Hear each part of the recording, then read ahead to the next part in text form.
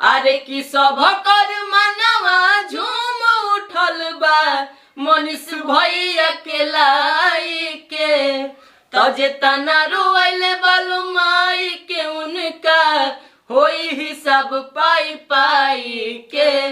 नमस्कार प्रणाम, हम बने नितेश अमृत और हम बने अमृता अमृत। आज फिर से हमने दोनों भाई बहन एगो गीत ले आइल बनी सर जौन मनीष भैया के स्वागत में गीत समर्पण बाटे। कैसे लोग बेसब्री से इंतजार करत रहलखटे मनीष भैया खातिर, वहाँ के देखे खातिर, और कैसे वहाँ के माई जौन बानी अपना लाल के देखे खातिर दिन रात रोवत रहत रहनी है। वहाँ के नैना जौन बाटे कैसे झील के समान बहत रहत रहलखटे। तो वही पर हम कुछ लिखले बानी, रुआ सबे सुनी। हाँ अरे कि सब कर मनवा झूम उठल बा मनीष भैया के लाई के। अरे कि सब कर मनवा झूम उठल बा मनीष भैया के लाई के तजे तना रोइले बालू माई के उनका होई हिसाब पाई पाई के तजे तना रोइले बालू माई के उनका होई हिसाब पाई पाई के।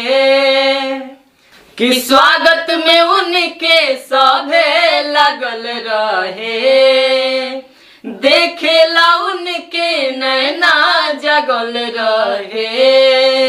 कि स्वागत में उनके सभे लगल रहे कि देखेला उनके नैना जगल रहे।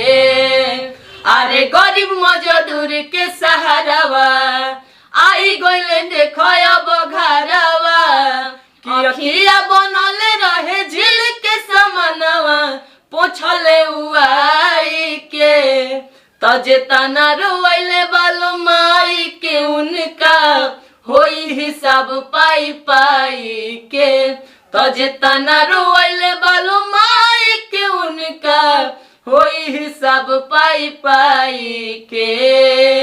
कहल गइल बानू कि सच्चाई कबो ना हारला, ते पर हम लिखले बानी सच्चाई कबो ना हारल बाटे हो ताकत भले के तनो लागल बाटे हो।